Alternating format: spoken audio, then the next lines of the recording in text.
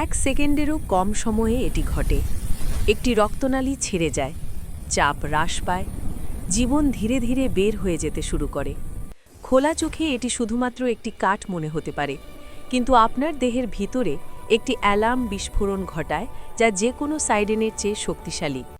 রক্ত প্রবাহের ডার্কনেস থেকে প্লেটলেটগুলো দ্রুত এগিয়ে আসে। কিছু মুহূর্ত আগে তারা শান্তভাবে ভেসে চলছিল, এখন তারা রূপান্তরিত হয়েছে কাঁটা, চিটচিটে, হতাশ।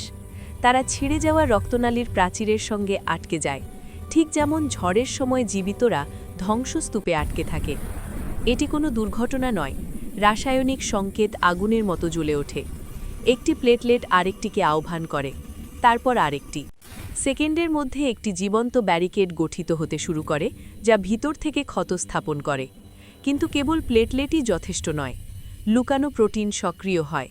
সংখ্যায়িত, প্রাচীন, নিখুঁত ক্যাক্টর একটি অন্যটিকে সক্রিয় করে, তারপর আরেকটি। একটি আণবিক ডমিনো প্রভাব যা সময়ের সাথে প্রতিযোগিতা করে।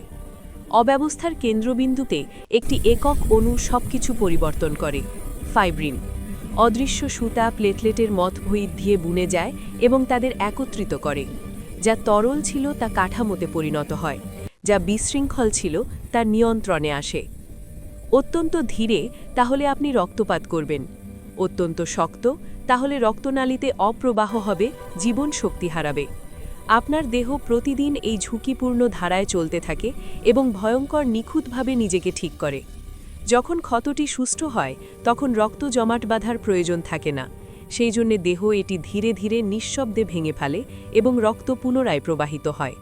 আপনি কখনো এটি অনুভব করেন না, আপনি কখনো এটি দেখেন না, কিন্তু প্রতিবার যখন আপনি কোনো আঘাত থেকে বেঁচে যান, রক্ত একটি সিদ্ধান্ত নেয় প্রবাহ থামাতে, যাতে আপনি বেঁচে থাকতে পারেন।